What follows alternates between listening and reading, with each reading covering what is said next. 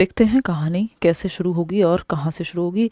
Which of the following statements, question number 1 है, which of the following statements about inclusive education यानी समावेशी शिक्षा के बारे में कौन सी एक बात सही नहीं है, इज नॉट करेक्ट। सही नहीं है, जहां नहीं है लिखा हो वहां थोड़ा और सतर्क होकर के जवाब देना चाहिए। ये बात हमें पता है, ये बेसिक फंडा है। ठीक, तो पहला ऑप्शन है inclusive teaching means teaching in ways that do not exclude, यानी ऐसे तरीकों से पढ़ाना जहां पे एक्सक्लूजन नहीं होता, जहां पे अलग थलग आप बच्चे को नहीं करते हैं, उस तरीके से आप पढ़ा रहे हैं, तो उसको हम इंक्लूसिव एजुकेशन कह रहे हैं। ये बात एकदम सही है। इंक्लूसिव एजुकेशन में कहा जाता है कि सेपरेशन या segregation is against the law of nature, यानी हर तरह का बच्चा एक छत के नीचे सीख पाए, यानी वो बच्चा जो चल सकता है, वो बच्चा जो गिफ्टेड है, वो बच्चा जो सुनने में दिक्कत है नहीं चल सकता, हर तरह का बच्चा, डिसलेक्सिक है, कोई डिसेबिलिटी है, नॉर्मल बच्चा है, गिफ्टेड बच्चा है, हर तरह का बच्चा सीख पाए, उसको हम कहते हैं कि एक्सक्लूड नहीं करती कि सिर्फ वो वाले बच्चे पढ़ेंगे जो गिफ्टेड हैं, या फिर वो बच्चों को अलग कर दो जिनको दिखाई नहीं देता, विजुअली इंपेयर्ड हैं, या फिर उनको ऑरल कोई प्रॉब्लम है, यानी ऑडियो से संबंधित ऑडिटरी प्रॉब्लम है कुछ सुनने में। तो ये बात तो सही है, और जो सही है वो तो हमें चाहिए नहीं क्योंकि हमको गलत चाहिए, नॉट लिखा है। सेकंड है inclusive teaching means adopting pedagogies that support needs of all students. ये बात भी सही है, लेकिन हमको तो गलत चाहिए कि भाई हर बच्चे की नीड को जो सपोर्ट करे वो इंक्लूसिव एजुकेशन। फिर आता है an inclusive classroom accommodates differences in language styles and promotes collaboration, यानी अलग अलग तरह से सीखने वाले बच्चे होंगे, लर्निंग स्टाइल डिफरेंट होंगी क्लासरूम में। एक बच्चा होगा जिसको अकेले पढ़ना पसंद होगा, दूसरा होगा जिसको ग्रुप में पढ़ना पसंद होगा, तीसरा बच्चा होगा जो सुन के अच्छा सीखता है, चौथा बच्चा होगा जो करके अच्छा सीखता है या देख करके अच्छा सीखता है। तो डिफरेंट बच्चे डिफरेंट तरीके, बात सही है।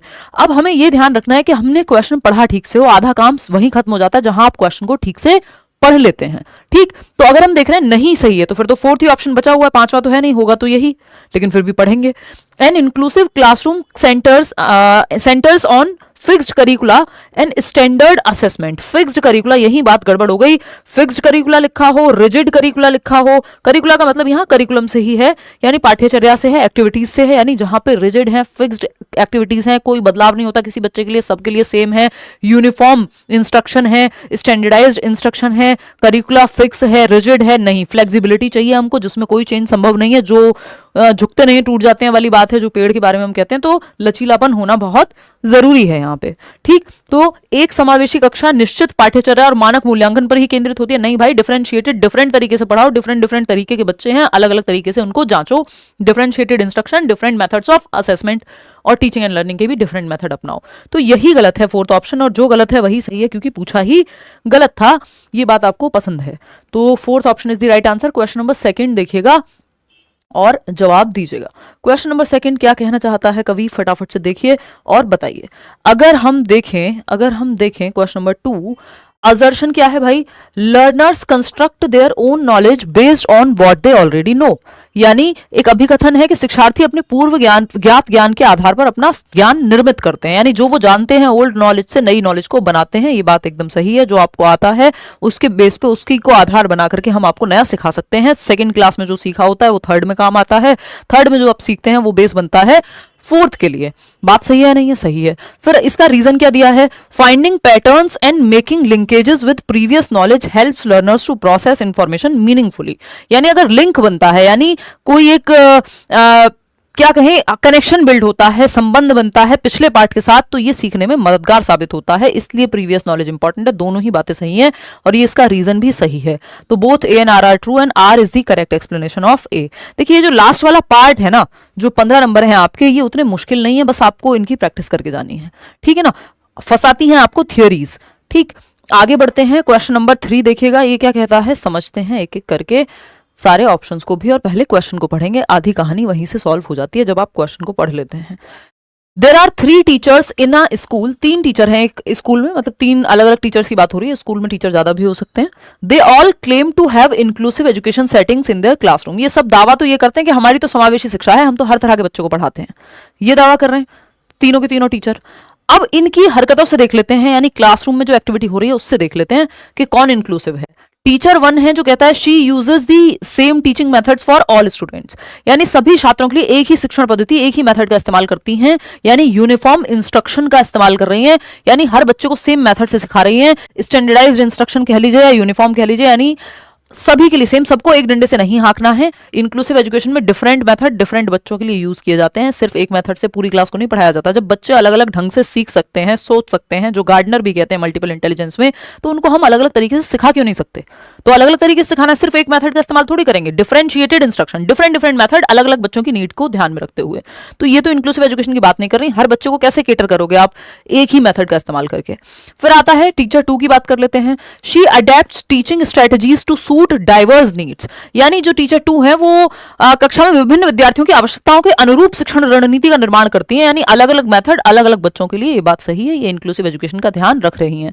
फिर आते हैं टीचर 3 पे। टीचर 3 क्या कह रहे हैं भाई? She focuses only on academically strong students, यानी जो बच्चे पढ़ने में अच्छे सिर्फ उन पे ही ध्यान है। तो ये तो हर बच्चे को साथ लेके चलना है। इंक्लूसिव एजुकेशन क्या कहती है? एजुकेशन फॉर ऑल, सभी के लिए शिक्षा की बात करती है इंक्लूसिव एजुकेशन। बात सही है या नहीं है? सही है। तो फोर्थ टीचर क्या है भाई? 4 टीचर दे दिए, यहाँ पे हमने 3 लिखा था, यहाँ पे 4 लिख लेना। She avoids extra responsibility for students with disability. भाई कई बार ऐसा हो सकता है जिन बच्चों को दिव्यांगता है उनकी एक्स्ट्रा रिस्पॉन्सिबिलिटी आपको लेना पड़े, उनके लिए स्पेशल मेजर्स लेने पड़े।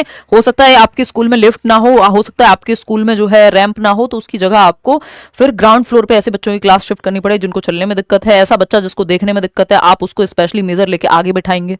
एक बच्चा जिसको सुनने में दिक्कत है उसको आप आगे बिठाएंगे। तो ये स्पेशल मेजर्स हैं जो एक्स्ट्रा रिस्पॉन्सिबिलिटी लेनी पड़ती है टीचर को अगर स्पेशल बच्चा है तो ऐसा नहीं आप कह देंगे नहीं हम तो लेंगे नहीं।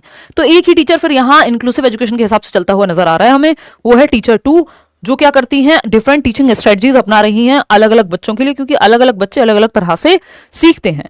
3 लर्निंग स्टाइल होती हैं, आपको पता होना चाहिए। मुख्य रूप से जो है 3 ही लर्निंग स्टाइल हैं। एक है विजुअल लर्नर्स, यानी वो बच्चे जिनको चार्ट दिखा दो, पिक्चर दिखा दो, आप लोग भी जल्दी ही सीखते होंगे। ज्यादातर लोगों को हमें विजुअली सीखना ही पसंद है। 65% लर्नर्स हैं दुनिया में जो देख करके सीखना ज्यादा पसंद करते हैं। फिर ओरल स्टाइल आता है जिसको ऑडियो से जोड़िएगा आप, सुनने की बात हो रही है, तो यहां पे फिर बच्चे 30% हैं जो सुन करके सीखते हैं। फिर आता है काइनेस्थेटिक, यानी करके सीखना, इनको फिजिकल एक्टिविटी ही करानी पड़ेगी कोई ना कोई, तब जाके बात बनेगी। ये 5% लोग हैं। ठीक, तो ज्यादातर लोग पिक्चर्स और सुन करके सीख जाते हैं। ये बात सही है, दोनों का इस्तेमाल हो रहा है इन दोनों लर्निंग स्टाइल का अभी, क्योंकि मैं आपको बीच में पिक्चर भी दिखा रही हूँ या आप इमेज भी देख रहे हैं और हम डिस्कशन भी कर रहे हैं, है ना। फिजिकल एक्टिविटी बस यहाँ नहीं हो रही है। तो ये अलग अलग प्रकार हैं, ये लर्निंग स्टाइल्स हैं कि बच्चे अलग अलग ढंग से सीखते हैं। आगे बढ़ेंगे, क्वेश्चन नंबर 4 देखिएगा क्या कहता है, फटाफट से समझेंगे बिना समय गवाए, देखिएगा। ठीक, बहुत बढ़िया। कोई क्या कह रहा है पता ही नहीं, पढ़ाई पे ध्यान लगा लो। बहुत शादी की लिस्ट में अभी तक आपका नाम नहीं आया क्या? मोहम्मद हसीब कह रहे हैं शादी कोई ऐसे अचानक से होने वाले कोई संकट थोड़ी है कि आएगा तो वो बस करनी ही पड़ेगी। है, मम्मी को हम समझा दिए, मम्मी समझ भी गई हैं बिना ज़्यादा समझाए। मुझे लगा थोड़ा संघर्ष लगेगा, बट लगा ही नहीं। मम्मी ने सब्र कर लिया है कि इसको करनी होगी तो कर लेगी, नहीं तो नहीं। ठीक, नहीं तो नंबर तो मेरा ही है अब। ठीक, जिस नंबर की आप बात कर रहे हैं उस नंबर में मैं बिल्कुल अब सही समय पे हूँ। ठीक, देखिएगा एक बार, क्वेश्चन नंबर 4 है, a teacher wants to foster cognitive development in students, यानी टीचर चाहती है कि बच्चों का संज्ञानात्मक विकास जो है वो बेहतर हो। Which of the following should she do in order to achieve that? अब बच्चे के संज्ञानात्मक कौशल यानी सुनना समझना, मतलब basically thinking, reasoning, problem solving, जो भी काम दिमाग से हो रहे हैं वो बेहतर हो पाए, दिमाग का विकास अच्छे से हो पाए, मेंटल या इंटेलेक्चुअल डेवलपमेंट कह सकते हैं। पियाजे और वाइगोस्की ने इसी पे थियरी दी है। तो इसको बढ़ावा देना चाहते हैं आप। थिंकिंग, रीजनिंग, जितने भी काम दिमाग से हो रहे हैं उनको बेहतर करना चाहते हैं। Thinking, reasoning, problem solving, decision making, imagination, attention, memory, perception, ये सब काम दिमाग से होते हैं। इन सारी क्षमताओं को बेहतर करना है, मेंटल स्किल्स को इन शॉर्ट। तो क्या करें? पहला ऑप्शन है providing a strict classroom environment. देखिए, स्ट्रिक्ट क्लासरूम एनवायरनमेंट से बच्चों की लर्निंग बाय डूइंग नहीं हो पाएगी, बच्चे एक्टिव नहीं रह पाएंगे, टीचर के हिसाब से चल रही होंगी चीजें। तो ये तो अच्छा तरीका नहीं है। रटना तो बिल्कुल भी अच्छा तरीका नहीं होता संज्ञान के निर्माण के लिए, बच्चे के दिमाग के विकास के लिए। पियाजे, वाइगोस्की दोनों ही एक्टिव रखने की बात करते हैं बच्चे को। फिर आता है third option, promoting problem solving and critical thinking. यहां बच्चा हमें थोड़ा सक्रिय लग रहा है और पेडागोजी के ज्यादातर क्वेश्चंस आपके सॉल्व हो जाएंगे सिर्फ इस बात को ध्यान में रखने से कि बच्चा ज्यादा एक्टिव कहां है। समझ पा रहे हो बात को? तो promoting problem solving and critical thinking, समस्या समाधान और समालोचनात्मक चिंतन को बढ़ावा देना, यानी बच्चे के सामने प्रॉब्लम्स आए, क्योंकि लाइफ में प्रॉब्लम सॉल्विंग एक बहुत ही क्रिटिकल सी स्किल है जो बहुत महत्वपूर्ण है। जीवन में प्रॉब्लम्स आती जाएंगी और आपको सॉल्व करते रहना है समय समय पे। तो प्रॉब्लम सॉल्विंग सीख पाएगा। और क्रिटिकल थिंकिंग यानी हर एक पहलू से सोच के समालोचनात्मक चिंतन कर पाए बच्चा। जस्ट मान ना ले कि किसी ने कहा वो उसकी ओपिनियन हो सकती है, फैक्ट है कि नहीं है, तथ्य है कि नहीं है, ऐसी अफवाह तो नहीं उड़ गई है। तो ये हर एक पहलू से सोचना, एनालिसिस करना, ये सब क्रिटिकल थिंकिंग में आता है। तो ये अगर बच्चे की दिमागी स्किल्स विकसित होंगी तो ये बहुत अच्छी स्किल्स हैं, इससे दिमाग विकसित होगा। फोकसिंग सोनली ऑन एग्जामिनेशन, सिर्फ रट करके पेपर दे आओ, ये एकदम खराब तरीका है। थर्ड ऑप्शन में बच्चा सबसे ज्यादा एक्टिव है और यही ऑप्शन सही है। बात सही है या नहीं है? चलिए आगे बढ़ते हैं क्वेश्चन नंबर 5 पे, देखते हैं क्या कहता है क्वेश्चन नंबर 5। कोई कह रहा है आप कल नहीं आई। देखिए अब इस बात का हिसाब लगाने से तो कुछ होगा नहीं, अब मैं जितना आ पा रही हूँ उतने में आप जो है कोशिश करिए कि मैनेज करें, और मेरी कोशिश पूरी है जितने ज़्यादा सेशंस में ले पाऊँ। देख लिया करो रोज़ के सेशन लगा है या नहीं। वैसे कोशिश है भी कि रहे Monday to Friday class, but एक आध दिन फिर भी हो जा रहा है तो अब क्या ही करें। आई टीचर ऑफ क्लास 5th, एक रिटायर्ड इंसान ऐसे ही काम करता है। देखिए आई टीच, बट टाइम पे सारी चीजें हो जाती हैं। आई टाइम का मतलब ये नहीं पंक्चुअलिटी से, मतलब पेपर से पहले। ओ गॉड सॉरी। आप पढ़ो एक।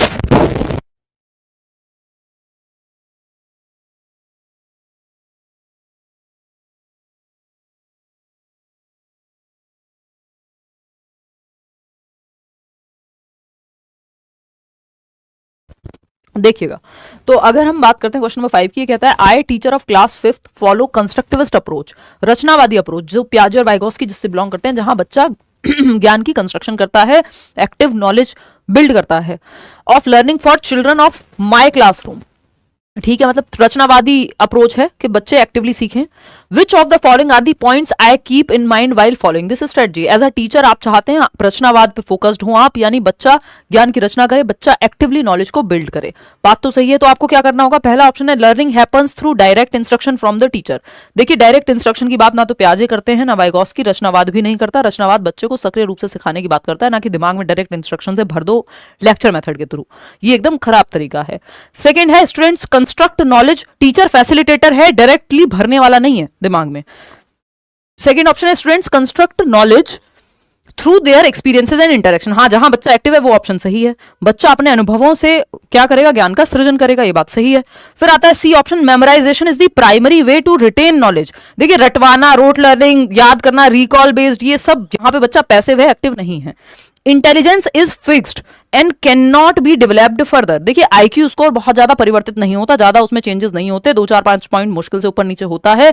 लेकिन इंटेलिजेंस सिर्फ आईक्यू नहीं है। अगर कोई व्यक्ति ये कहता है कि आईक्यू का मतलब है या इंटेलिजेंट होने का मतलब है सिर्फ आईक्यू ज्यादा होगा, तो ये कहना गलत होगा, क्योंकि इंटेलिजेंस आईक्यू से कहीं एक बड़ा कॉन्सेप्ट है। अगर देखा जाए तो कुछ लोग आईक्यू को उतना बेहतर मानते ही नहीं है, जैसे कि गार्डनर, वो तो कहेंगे आईक्यू टेस्ट बायस्ड होते हैं। बहुत सारे लोग हैं जो वेस्टर्न कल्चर पे आधारित है, कल्चर बायस पाया जाता है इनमें, और एक डिफरेंट तरीके की ability, logical ability, analytical ability को ये लोग जज करते हैं, जबकि इंटेलिजेंस में बहुत सारे पहलू शामिल हो सकते हैं।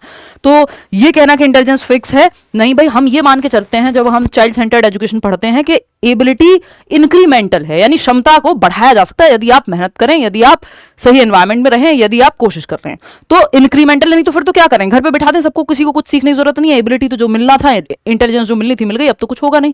ये गलत तरीका है। आपको इंटेलिजेंस क्या है या एबिलिटी क्या है, इंक्रीमेंटल है, परिवर्तन संभव है, तो ये कहना गलत होगा। तो यहाँ पे सिर्फ एक ही ऑप्शन बेहतर है जहां बच्चा एक्टिव है, कि जहां उसके अनुभवों को हम ध्यान में दे रहे हैं और अंतः क्रिया के माध्यम से बच्चे को एक्टिवली सिखा रहे हैं, यानी ओनली बी ऑप्शन, जो थर्ड ऑप्शन में हमें मिलेगा सही। तो third option is the right answer over here.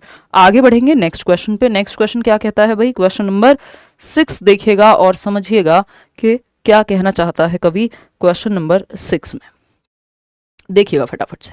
Half of my class failed in math subject in their mid term. Mid term के एग्जाम हुए या हाफ ईयरली हुए, और एक टीचर कह रहे हैं कि हाफ ऑफ माई क्लास, यानी आधी क्लास फेल हो गई, यानी 30 बच्चों में से मान लो 15 बच्चे फेल हो गए। ठीक, as their class teacher which strategy should I follow to motivate the students of my classroom. अब आप एक क्लास टीचर हैं ऐसी क्लास के जिसमें मैथ्स में बच्चे फेल हो जा रहे हैं, हाफ ईयरली में आधे बच्चे, आधी क्लास फेल हो जा रही है। बहुत कंसर्न का विषय है, बहुत ही टेंशन की बात हो जाती है टीचर के लिए। तो अब आपको क्या करना चाहिए? पहला ऑप्शन है using rewards and punishment frequently. अभी हमने बात की थी, हम बच्चे को एक्टिव रखने पे रचनावाद पे पूरा सिलेबस आधारित है। रिवॉर्ड पनिशमेंट बहुत अच्छा तरीका नहीं है, कि दंड और पुरस्कार, ये कोई बहुत अच्छा तरीका नहीं है। व्यवहारवादी परिप्रेक्ष्य है, व्यवहारवादी पर्सपेक्टिव है, व्यवहारवाद को हम अच्छा नहीं मानते हैं। तो हम मानेंगे किसको? कंस्ट्रक्टिविज्म को, रचनावाद को, पियाजे और वाइगोस्की की बात को। Encouraging students to set their own learning goals, यानी जहां बच्चा एक्टिव है वो ऑप्शन बेस्ट है। बिल्कुल गांठ बांध लीजिए इस बात को, कि छात्रों को अपने स्वयं के अधिगम के लक्ष्य निर्धारित करने के लिए प्रोत्साहित करना चाहिए। यानी बच्चे अपने लर्निंग गोल्स तय करें कि यार मुझे इतना इतना मेरा स्कोर आ रहा है, मुझे इसे बेहतर करना है, यहां पे इंप्रूवमेंट करनी है। ये बात सही है। सी ऑप्शन है avoiding extremely challenging task to prevent failure. जब आधी क्लास फेल हो गई है तो जरूरत से ज्यादा मुश्किल टास्क मत दीजिए उस समय पे, जहां ऑलरेडी आधा बच्चा फेल हो जा रहा है, उसको बेसिक नहीं समझ आ रहा, आप एक्स्ट्रा चैलेंजिंग या एक्सट्रीमली चैलेंजिंग टास्क दे रहे हैं। तो ये भी बात सही है, हमें सही लग रही है ये बात भी। Increasing group work activities in order to make their minds काम। दिमाग को शांत करने के लिए ग्रुप वर्क, मेडिटेशन कराया जाता है, दिमाग को शांत करने के लिए ग्रुप वर्क नहीं होता। ग्रुप वर्क सहयोग के लिए होता है, दिमाग की शांति के लिए नहीं होता। तो यहाँ पे ये दोनों बी और सी तो हमें सही लग रहे हैं, बाकी कोई ऑप्शन साथ में नहीं जा रहा। तो second option is the right answer, कि बच्चा जहां एक्टिव है कि अपने लक्ष्य वो खुद से निर्धारित करे कि अच्छा मैं अभी पहले चैप्टर पे हूं तो पहले ये मुझे आए मैम, फिर मैं इसके नेक्स्ट पे जाऊंगा, मुझे रेमेडियल क्लासेस दो, एक्स्ट्रा क्लासेस दो, ठीक। और जो अत्यधिक चुनौतीपूर्ण कार्य हैं उनसे बचना है, पहले बेसिक क्लियर करना है बच्चों को, क्योंकि आधी क्लास फेल हो जा रही है। तो second option is the right answer over here. आगे बढ़ेंगे, क्वेश्चन नंबर 7 देखिएगा। रवि के बारे में बात हो रही। रवि एक बच्चा है, नहीं शिक्षक है रवि यहाँ पे, ठीक।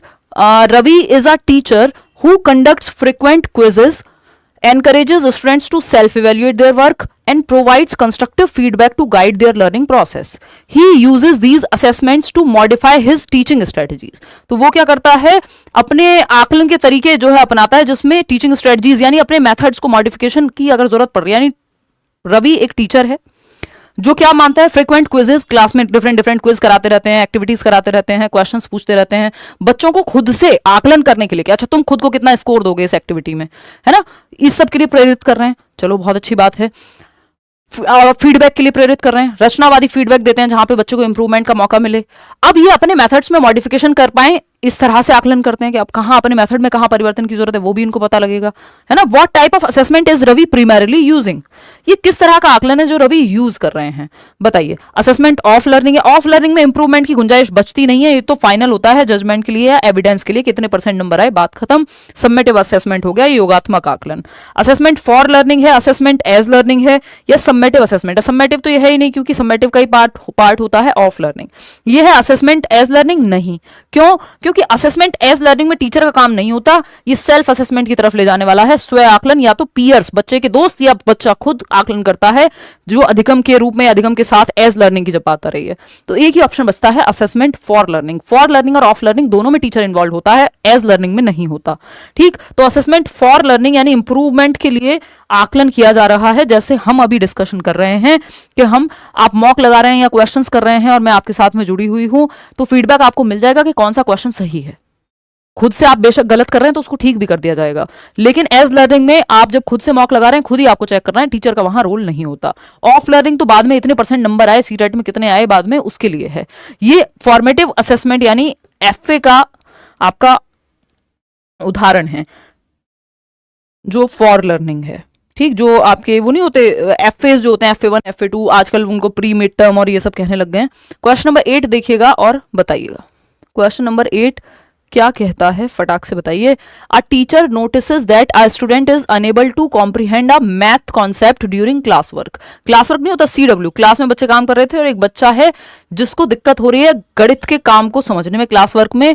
She conducts a quick verbal assessment, provides additional examples and adjust her teaching strategy to meet the students need. तो जो टीचर हैं, इन्होंने देखा एक बच्चे को गणित के काम को समझने में दिक्कत हो रही है, तो इन्होंने अपनी टीचिंग स्ट्रेटेजी, अपनी टीचिंग मेथड में तुरंत परिवर्तन किया, दूसरा एग्जाम्पल दिया, तीसरा एग्जाम्पल दिया, डिफरेंट मेथड अपनाए, है ना, और क्या किया, एडजस्ट हर टीचिंग स्ट्रेटेजी, बच्चे की नीड के अकॉर्डिंग अपने मेथड में परिवर्तन किया, ठीक। विच टाइप ऑफ असेसमेंट, किस प्रकार का आकलन है ये, सबमिटिव असेसमेंट है, ये फॉर्मेटिव है, ऑफ लर्निंग है, फॉर लर्निंग है, बताइए एक बार। ये असेसमेंट फॉर लर्निंग है, क्योंकि इन्होंने देखा a teacher notices that a student is unable to comprehend a math concept during class work, she conducts a quick verbal assessment, provides additional examples and adjust her teaching strategy to meet the students need. देखिए हम इसमें जाएंगे diagnostic assessment के साथ, क्योंकि यहाँ पे gap का या डिफिकल्टी जहां बच्चे को हो रही थी उसके लिए रेमेडी दी है, तो डायग्नोस्टिक के बाद रेमेडी दी जाती है। डायग्नोस्टिक होता है निदान करना, गैप का या रीजन का पता लगाना, कहाँ दिक्कत है और फिर उसको सॉल्व करना, रेमेडी इसी के अंदर आता है। तो ये डायग्नोस्टिक कहलाया क्योंकि डिफिकल्टी पहचान के फिर उस पर काम किया गया है। क्वेश्चन नंबर 9 देखिएगा क्या कहता है। क्वेश्चन नंबर 9 फटाफट से देखेंगे। क्वेश्चन नंबर 9 क्या कह रहा है भाई। क्वेश्चन नंबर 9 कह रहा है a teacher uses a final term examination, यानी एनुअल एग्जाम है, फाइनल आपका मान लो बोर्ड एग्जाम है, to assign grades to students based on their performance. तो final examination to assign grades to students based on their performance, कैसा कैसा perform किया उस हिसाब से उनको ग्रेड्स दिए जा रहे हैं फाइनल एग्जाम में. She does not provide any feedback और use the result to improve her teaching strategies. अब वो किसी रिजल्ट का या किसी चीज का यूज नहीं कर रही है कि कोई टीचिंग स्ट्रेटजीज को इंप्रूव किया जा सके, क्योंकि फाइनल एग्जाम है. अब तो फाइनल एग्जाम के बाद सीधा बोर्ड का रिजल्ट आएगा या फाइनल रिजल्ट आएगा. अब सीटेट का पेपर जब आप दे आओगे तो बाद में थोड़ी उसमें चेंज कर सकते हो, मॉक टेस्ट में तो चेंज कर सकते हो. ठीक. Which type of assessment does this represent, किस प्रकार का आकलन है? तो ये सबमेटिव असेसमेंट है जो एविडेंस बेस्ड होता है, जो फाइनल जजमेंट जिसमें दे दिया जाएगा. तो असेसमेंट फॉर लर्निंग है, ऑफ लर्निंग है, क्या है ये असेसमेंट ऑफ लर्निंग है, क्योंकि यहां पे फिर चेंजेस संभव नहीं है. अधिगम का आकलन है, के लिए होता तो इसमें इंप्रूवमेंट की संभावना होती, ड्यूरिंग टीचिंग लर्निंग प्रोसेस होता, एंड में नहीं होता. ठीक. डायग्नोस्टिक में जहां डिफिकल्टी होती है, गैप्स का पता लगाने के लिए डायग्नोस्टिक होता है. फॉर्मेटिव में भी अगेन चेंजेस होते हैं, तो ये यहां पे चेंजेस की तो संभावना ही नहीं है, तो ये भी हो नहीं सकता सही जवाब. तो अधिगम का आकलन. क्वेश्चन नंबर 10 देखिएगा और बताइएगा क्या कहना चाहता है क्वेश्चन नंबर 10. क्वेश्चन नंबर 10 क्या कहना चाहता है? I am a psychology student and was studying the topic of learning. एक बच्चा है, एक व्यक्ति है जो कह रहा है या कह रही है कि मैं एक मनोविज्ञान का छात्र हूं और मैं लर्निंग यानी अधिगम यानी सीखना टॉपिक पढ़ रहा हूं. I wrote down a few points down on a paper. एक पेपर पे मैं कुछ पॉइंट्स लिखता हूं लर्निंग चैप्टर पढ़ने के बाद. विच of the following points is correct about learning. कुल मिला के लर्निंग आपका चैप्टर है इसमें लास्ट में, जो ये 10 नंबर की 15 नंबर की पेडागोजी हम कर रहे हैं उसमें. तो अगर देखा जाए तो लर्निंग के बारे में, उसके कैरेक्टरिस्टिक्स के बारे में पूछा, जिसपे एक क्वेश्चन आता है पेपर में. पहला है learning depends on learners previous knowledge. बच्चे के पूर्व ज्ञान पे अधिगम जो है बेस्ड होता है ओल्ड नॉलेज पे. ये बात एकदम सही है. जो बच्चे को आता है उस पे ही तो आप नींव पे ही तो इमारत बनती है, कि उल्टा कर दोगे हैं. फिर आता है second option, learning implies reorganisation of prior conceptual schemes. जो बच्चे के दिमाग में स्कीमा, प्रीवियस नॉलेज, पूर्व ज्ञान भरा हुआ है, उसी को रीऑर्गेनाइज करके आप नया कुछ सीखते हैं, पुरानी चीज में ही नया जोड़ा जाएगा. ये बात एकदम सही है. Learning is facilitated by social action, यानी सामाजिक गतिविधि, यानी बच्चा जब ग्रुप में सीखेगा, रियल लाइफ प्रॉब्लम से जोड़ के सीखेगा तो बेहतर सीखेगा. ये बात भी सही है लर्निंग के बारे में. ये लर्निंग का कैरेक्टरिस्टिक है. Learning as a product rather than process. ये कहना गलत होगा कि लर्निंग जो है वो प्रोडक्ट है, एक उत्पाद है, एक प्रक्रिया नहीं है. उत्पाद होता है, ये फाइनल है, अब इसमें कुछ ऐड नहीं हो सकता. जैसे ये पेन है, ये फाइनल प्रोडक्ट है, कंपनी ने बना के भेज दिया. ये घड़ी है, फाइनल प्रोडक्ट है, अब इसमें क्या ही इंप्रूव करोगे. लेकिन सीखना, लर्निंग एक प्रक्रिया है, प्रोसेस है जो ऑनगोइंग है. प्रोसेस हमेशा इंप्रूव होती रह सकती है, चाहे वो लर्निंग हो, डेवलपमेंट हो, सोशलाइजेशन हो, यानी सामाजिकरण हुआ, विकास की प्रक्रिया हुई, सामाजिकरण की प्रक्रिया हुई, अधिगम की प्रक्रिया हुई. ये सब प्रक्रियाएं हैं. तो प्रोसेसेस तो हमेशा ऑनगोइंग होती है, इंप्रूवमेंट का स्कोप हमेशा रहता है. प्रोडक्ट नहीं हो सकता. लर्निंग, डेवलपमेंट या आपका सोशलाइजेशन, ये सब प्रक्रियाएं ऑनगोइंग है, लाइफ लॉन्ग चलती रहती हैं. तो ये कहना तो गलत होगा. प्रक्रिया हमेशा चलती रहती है. वो प्रोडक्ट नहीं है कि एक फाइनल प्रोडक्ट है पेन, अब ये आ गया, अब इसमें कुछ नहीं हो सकता, अब इसकी शेप नहीं बदल सकती. नहीं, प्रोसेस तो चेंज करते रह सकते हो. सीखना हमेशा की प्रक्रिया है. आप पुरानी चीजें भूलते हो, नई सीखते हो या चेंज करते हो पुराने में. फर्स्ट, सेकंड, थर्ड तीनों बातें सही हैं, फोर्थ सही नहीं है. Fourth option is the right answer, क्योंकि फोर्थ जहां जहां है हमें वो हटाना होगा. तो फोर्थ यहां पे सही है. आगे बढ़ेंगे नेक्स्ट क्वेश्चन पे. क्वेश्चन नंबर है 11. देखिएगा एक बार इसको, क्या कहना चाहता है कवि, आई मीन एग्जामिनर. या देखिए क्वेश्चन नंबर 11 क्या कहना चाहता है, फटाफट से देखेंगे. Inclusion of students belonging to disadvantaged groups demands. देखिए डेप्राइव्ड या डिसएडवांटेज्ड ग्रुप्स आपका टॉपिक है, बिल्कुल क्लियरली पेडागोजी में गिवन.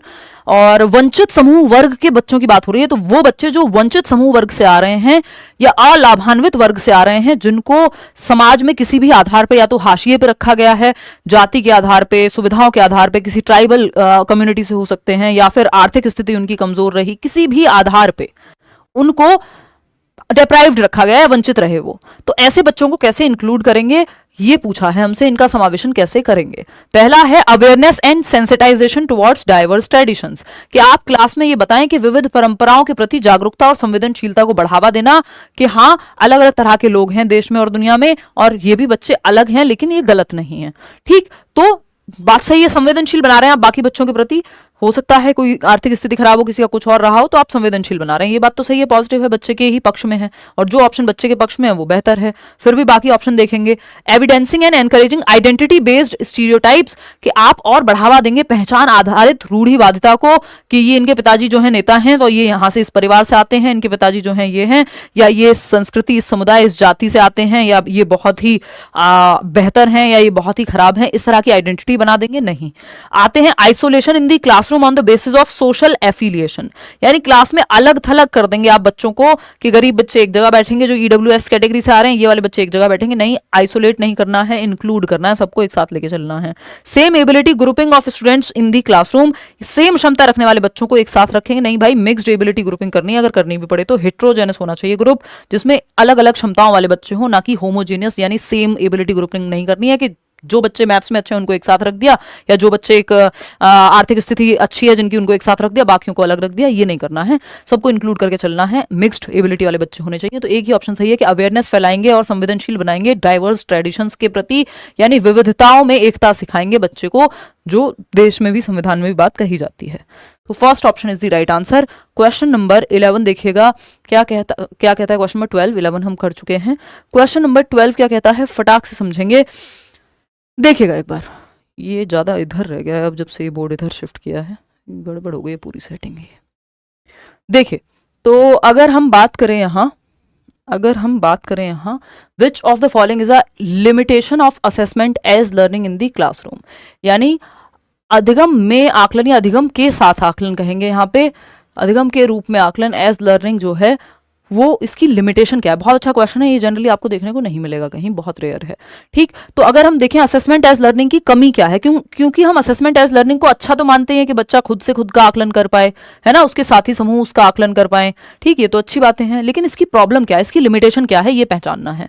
इट डज नॉट, सीमा क्या है बेसिकली इसकी, it does not allow students to engage in self reflection, कि ये स्व प्रकाश या स्व चिंतन में या आत्मचिंतन में नहीं संलग्न करता बच्चों को। नहीं भाई, सेल्फ असेसमेंट यानी खुद का आकलन बच्चा खुद कर पाए कि खुद को कितने नंबर दोगे 30 में से या 10 में से, इस चीज को लेकर के। ये टॉपिक प्याजे अगर आपसे पूछा जाए कितने अच्छे से आता है, मैं कहूँ आउट ऑफ 10 कितने अच्छे से आता है, तो आप खुद सोच के बताएं, रिफ्लेक्ट करें कि प्याजे आपको कितने अच्छे से आता है। आप कहें 7 आउट ऑफ 10 आता है, तो इसमें सेल्फ रिफ्लेक्शन लगा, आपको देखना पड़ा कि आपको कितना आता है, आपने चिंतन किया, आत्मचिंतन। तो ये तो होता है। पूछा है क्या लिमिटेशन है, ये तो फायदा है, लिमिटेशन थोड़ी, ये तो पॉजिटिव है इसका। ठीक, नेगेटिव चाहिए हमको। It is teacher centred and discourages student autonomy. देखो, शिक्षक केंद्रित ये नहीं होता, अगर शिक्षक केंद्रित होता तो हम इसको सेल्फ असेसमेंट क्यों कहते हैं, टीचर का तो इसमें कोई खास रोल है भी नहीं। थर्ड ऑप्शन है, it may be challenging for students who lack self regulation skills, यानी यह उन छात्रों के लिए चुनौतीपूर्ण हो सकता है जिनमें आत्म नियमन कौशल की कमी है। क्या ये बात सही लग रही है हमें? देखना थर्ड ऑप्शन कितने लोग दे रहे हैं, 47% लोग ही सिर्फ दे पा रहे हैं थर्ड ऑप्शन को, बाकी सब गलत दे रहे हैं। मतलब 53% लोग गलत जवाब दे रहे हैं इतने आसान सवाल का। फिर हम कहते हैं सीटेट में रिजल्ट 10-15% क्यों है। फोर्थ ऑप्शन है, इट प्रोवाइड्स, तो हमको ठीक से समझना होगा, अपने आप रिजल्ट इंप्रूव हो जाएगा। इट प्रोवाइड्स इमीडिएट फीडबैक, रटना नहीं है। It provides immediate feedback for summative evaluation, कि इमीडिएट तुरंत प्रतिपुष्टि मिल जाती है एसए के लिए, जबकि ये एफए का पार्ट है, एसए का पार्ट नहीं है, एक्टिविटी बेस्ड होता है और खुद से खुद का आकलन है। एसए में तो टीचर करेगा आपका आकलन, ठीक, वो जो हाफ ईयरली और ईयरली एग्जाम्स हैं। तो एक ही ऑप्शन सही है यहाँ कि it may be challenging for students who lack self regulation skills. देखिए, असेसमेंट एज लर्निंग से मेटाकॉग्निशन बेहतर होता है या मेटाकॉग्निशन का यूज होता है, ये आप पहली बार सुन रहे होंगे शायद जीवन में ही अपने, कि असेसमेंट एज लर्निंग मेटाकॉग्निशन को यूज करता है ना। अब ये आप रिपीट होते हुए सुन लेंगे बातें, लेकिन ये इंपॉर्टेंट है समझना कि असेसमेंट एज लर्निंग मतलब खुद से खुद का आकलन या आपके साथी आपका आकलन कर रहे हैं, तो ये जो असेसमेंट एज लर्निंग है। Assessment of learning, for learning तो समझ गए, फॉर लर्निंग है इंप्रूवमेंट के लिए during teaching learning process, teacher बीच में क्वेश्चन पूछे क्लास के चलते हुए, है ना, या उस टाइम पे आपका टेस्ट लिया जा रहा है, ये वो असेसमेंट फॉर लर्निंग है। असेसमेंट और टीचर इन्वॉल्व है, इसमें इंप्रूवमेंट हो सकता है। असेसमेंट ऑफ लर्निंग है, आपकी पढ़ाई हो गई उसके बाद आपसे टेस्ट लिया जा रहा है और टीचर इन्वॉल्व है और फाइनल होगा ये रिजल्ट, इसमें इंप्रूवमेंट की गुंजाइश नहीं है, एसए का पार्ट है। फॉर लर्निंग एफए का पार्ट है। लेकिन एज लर्निंग जो है वो बच्चे को खुद से ही आप आकलन के लिए कह रहे हैं, कि यानी स्व आकलन शामिल है इसमें, या फिर आप उसके दोस्तों को कह रहे हैं कि एक काम करो, तुम एक दूसरे का आकलन करो। एज लर्निंग या फिर पीयर असेसमेंट भी कहते हैं इसको, साथी समूह का आकलन या स्वयं से खुद का आकलन। तो जब बच्चा खुद से आकलन करेगा कि मुझे कितना आता है, मैं खुद ही जांच रहा हूं या जांच रही हूं, तो इसमें मेटाकॉग्निशन की एबिलिटी लगती है। मेटाकॉग्निशन क्या है? परासंज्ञान, 1 नंबर का अलग से टॉपिक है और ये इससे जुड़ा हुआ है। मेटाकॉग्निशन क्या है भाई? मेटाकॉग्निशन है, ये मैंने बैच में पढ़ाया है, याद कर लीजिए जरा। परासंज्ञान के कैसे असेसमेंट एज लर्निंग मेटाकॉग्निशन से जुड़ा हुआ है, ये समझना यहां महत्वपूर्ण है। तो परासंज्ञान की जब हम बात कर रहे हैं, मेटा का मतलब होता है बियॉन्ड, वो जो फेसबुक वाला मेटा है ना, बियॉन्ड दिस वर्ल्ड वाली बात हो गई, बियॉन्ड और कॉग्निशन का मतलब होता है थिंकिंग। थिंकिंग कॉग्निशन का एक पार्ट है, तो यहाँ हम थिंकिंग लिख देते हैं, नहीं तो थिंकिंग, अवेयरनेस, मेमोरी, अटेंशन, जितनी भी चीजें हैं। तो थिंकिंग अबाउट थिंकिंग, सोच पे भी सोच पा रहे हो। अवेयरनेस अबाउट अवेयरनेस, मेरी कमी कहाँ है, मैं कैसे इंप्रूव कर सकता हूं। तो इसमें क्या होता है, प्लानिंग, रिव्यूइंग, रिफ्लेक्ट करना, खुद पे ही प्लान करना, फिर उसको ठीक करना। तो यहाँ पे मेटा कॉग्निशन में आप अपने थिंकिंग पे भी सोच पा रहे हैं कि आप क्यों सोच रहे हैं, कैसा, इस पे भी आप सोच पा रहे हैं कि आपकी सोच कैसी है, इस पे भी आप सोच पा रहे हैं, देख पा रहे हैं कि आप कैसे सोच रहे हैं। ये मेटा कॉग्निशन है, जिसमें अवेयरनेस लगती है, थिंकिंग लगती है, थिंकिंग अबाउट थिंकिंग। तो असेसमेंट एज लर्निंग जो है, जिस व्यक्ति को या जिस बच्चे को खुद से रेगुलेट करने में दिक्कत होती है, जैसे ये ऑनलाइन क्लास पे भी लागू होता है कि कुछ लोगों को ऑफलाइन ही, जब 4 लोग आसपास होते हैं, कंपटीशन का माहौल होता है, वो एक दूसरे से पूछ पा रहे होते हैं, टीचर से डायरेक्ट डाउट पूछ पा रहे होते हैं, तो वो उनको बेहतर समझ में आता है। रोज बस्ता उठा के जाते हैं लाइब्रेरी, तभी पढ़ पाते हैं। खुद से उनको घर पे छोड़ दो पढ़ने के लिए, तो उनसे नहीं पढ़ा जाता। तो वो सेल्फ रेगुलेशन की वहां दिक्कत है, मेटा कॉग्निशन की दिक्कत है कि वो खुद से रेगुलेट नहीं कर पाते, उनको डिसिप्लिन करने के लिए बाहर की कोई अथॉरिटी चाहिए। तो अगर एज लर्निंग अगर हम कराएंगे, बच्चों का खुद से आकलन करने के लिए कहेंगे, तो वो बच्चे जो खुद को रेगुलेट नहीं कर पाते, जिनमें मेटाकॉग्निशन की कमी है, या फिर जो सेल्फ रेगुलेशन यानी खुद को ही मैनेज नहीं कर पाते, खुद का टाइम टेबल खुद से बना के खुद ही फॉलो नहीं कर पाते, रील देखने बैठ जाते हैं, तो उनको असेसमेंट एज लर्निंग में दिक्कत होगी। वो ठीक से मॉक लगा के कभी देखेंगे नहीं कि कहां मेरी कमी रह गई है, कहां एनालाइज करूं, कहां फिर से तैयारी की जरूरत है, फोन बंद करके पढ़ लूं 3 घंटे का टाइम दिया है। तो एज लर्निंग में ये समस्या होगी। जो बच्चे सेल्फ रेगुलेट नहीं कर पाते, मेटाकॉग्निशन जिनका ठीक से डेवलप नहीं है, उनको समस्या होगी। तो चैलेंजिंग हो जाएगा ये असेसमेंट एज लर्निंग उन बच्चों के लिए, क्योंकि इसमें टीचर तो इन्वॉल्व नहीं है, ये तो खुद ही करना है बच्चे को। तो सेल्फ रेगुलेशन स्किल्स जिसमें खुद को कंट्रोल करने की क्षमता नहीं है, उस बच्चे को दिक्कत होगी। सेल्फ मैनेजमेंट जिसका कमजोर है। क्वेश्चन नंबर 13 देखिएगा, तो ये एक लिमिटेशन है या प्रॉब्लम है मेटाकॉग्निशन को लेकर के। क्वेश्चन नंबर 13 मेटाकॉग्निशन नहीं, बेसिकली असेसमेंट एज लर्निंग को लेकर के। A teacher introduces a challenging topic to students and provide hints, demonstrations and examples as students work through the material। यानी एक टीचर है, उन्होंने एक चैलेंजिंग टॉपिक को, मुश्किल टॉपिक को पढ़ाया है आज, और कुछ हिंट्स दिए हैं मुश्किल टॉपिक को पढ़ाने में, कुछ डेमोन्स्ट्रेशन कुछ दिखाया है करके, या कोई एक्टिविटी कराई है, या कोई एक चार्ट दिखाया है, और एग्जाम्पल दिए हैं, जिससे कि as students work through the material. और जैसे जैसे बच्चे वर्क थ्रू मटीरियल कर रहे हैं, देख रहे हैं, समझने की कोशिश कर रहे हैं, gradually the teacher reduces this support. जैसे जैसे उनको समझ में आता जा रहा है, वो सपोर्ट को हटाती जा रही है टीचर, जैसे जैसे बच्चों को कॉन्फिडेंस गेन हो रहा है। ये जो टीचिंग की अप्रोच या प्रोसेस है, इसको हम क्या कहेंगे? यानी जहां दिक्कत हो रही थी वहां हिंट देना, क्यूज देना, हाफ सॉल्व प्रॉब्लम देना, जहां बच्चा अटके वहां उसको हेल्प देना, ये प्रक्रिया स्कैप फोल्डिंग कहलाती है। वाइगॉत्स्की को भी याद कर सकते हो, और ये पढ़ाने के मेथड में भी यहाँ हेल्पफुल ही है। ठीक है ना? ये बात नहीं है अलग अलग बच्चों की नीड को ध्यान रखेंगे, फिर वेरिंग लेवल ऑफ डिफिकल्टी पे पढ़ाएं, तब डिफरेंशिएटेड इंस्ट्रक्शन होता है, बट उसकी बात नहीं हो रही है। एक्सपीरियंशियल में आप जस्ट एक्सपीरियंस देते हो, बट ये पूरी कहानी स्कैप फोल्डिंग को ही दर्शा रही है। डायरेक्ट इंस्ट्रक्शन तो दिमाग में भर देने वाली बात है। तो स्कैप फोल्डिंग, पार ढांचा, ये बात क्या है? इसकी बात ब्रूनर ने की है, जिसको वाइगॉत्स्की ने अपनी थ्योरी में यूज किया है। और यहाँ पे टेम्परेरी हेल्प, यानी जब तक मदद दी जाएगी जब तक आप खुद से नहीं कर पा रहे हैं। साइकिल तब तक पीछे से पकड़ता है कोई, जब आप साइकिल सीख रहे होते हैं, जब तक आप खुद से नहीं चलाने लगते हैं। जैसे ही खुद से चलाने लगते हैं, मदद हटा ली जाती है। तो ये टेम्परेरी हेल्प है। जैसे मैं आपको क्वेश्चन सॉल्व करने में मदद कर रही हूँ, लेकिन फाइनल पेपर में आप ही को करके आना है। अभी मैं स्कैप फोल्डिंग दे रही हूँ ताकि आप करने लगे खुद से ये क्वेश्चन। क्वेश्चन नंबर 14 देखिएगा और समझिएगा। क्वेश्चन नंबर 14 देखिएगा और समझिएगा, बताइएगा कि क्या कहना चाहता है कवि। What is the most effective way for a teacher to use feedback to enhance students learning? यानी सबसे बेहतर तरीका कौन सा है टीचर का फीडबैक यूज करने का, जिससे बच्चे बहुत ही बेहतर तरीके से सीख पाएं? फटाफट से बताइएगा, जल्दी बताइए।